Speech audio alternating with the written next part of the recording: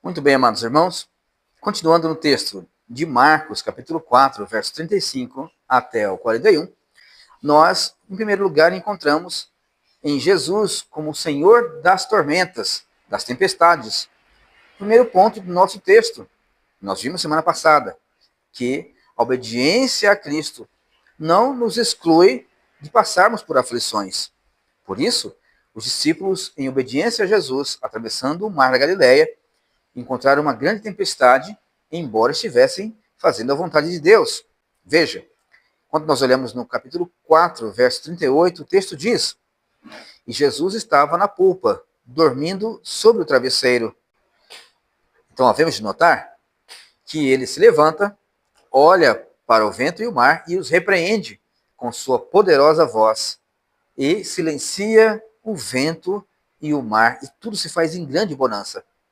Assim como na criação do mundo, Deus dá a sua palavra e as águas se separam da porção seca, cada um ao seu lugar, e Deus ordena que cada um fique em seu lugar, assim também Jesus Cristo dá ordem para que as águas e o vento voltem ao seu lugar determinado. Eles escutam a voz de Cristo, mesmo sendo a criação inanimada de Deus, isto é, eles não têm vida em si mesmo, mas eles ouvem e obedecem à voz do seu Criador, Deus, o Filho, por meio do qual todas as coisas foram criadas. A princípio, Jesus não repreende os discípulos, ele atende em primeiro lugar o seu clamor. Levanta e para aquilo que os aterrorizava, porque existem momentos em que as tormentas são tão grandes que nós até duvidamos da bondade de Deus. Duvidamos que ele se importa conosco. E muitas vezes, e não poucas vezes, duvidamos que ele esteja interessado nos assuntos humanos. Tudo isso é culpa do pecado do nosso coração. Porque o Deus revelado na Escritura é um Deus de misericórdia, de amor e de poder. Poder que faz com que o seu amor seja levado adiante para a salvação e que a sua misericórdia e compaixão possam socorrer na hora da tribulação. Os discípulos estavam com medo. O terror invadia o seu coração, a ponto de duvidarem dessa bondade de Deus. Stephen Charnock, um dos grandes teólogos de todos os tempos, ele escreve que a bondade de Deus é tal que é um dos seus maiores atributos, não conhecidos ou não amplamente divulgados entre nós. E muitas vezes isso é verdade, porque nós acreditamos no seu poder, acreditamos no seu amor, acreditamos na sua ira, mas muitas vezes duvidamos dessa bondade e a desconhecemos. Mas Jesus Cristo, embora nesse texto ele esteja dormindo, ele se importa conosco. E, como diz o apóstolo Pedro, Deus não demora como alguns pensam. Ele tem o tempo certo de agir. Ele tem o tempo certo de executar a sua ordenança, o seu decreto na história. E não é o nosso temor que dirige a ação de Deus.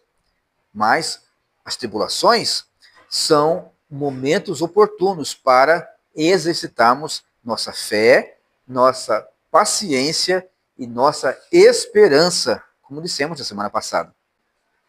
Mesmo quando Deus parece demorado, ele está agindo e está presente. Ele está presente e está agindo.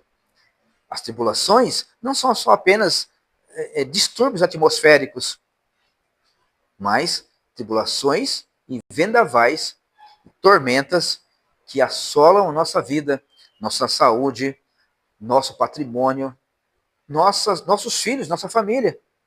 Mas, assim como Cristo é Senhor sobre os elementos naturais, incontroláveis para qualquer ser, assim também Ele é Senhor sobre toda a nossa casa, toda a nossa vida, toda a nossa existência, toda a nossa história.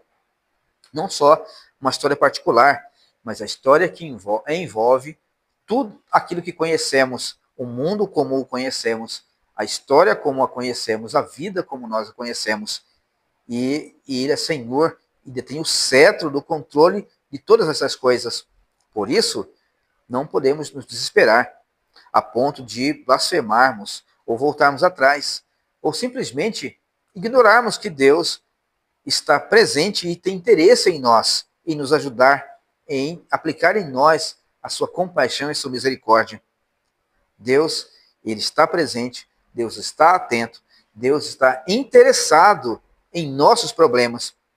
Isso que nós veremos na semana que vem.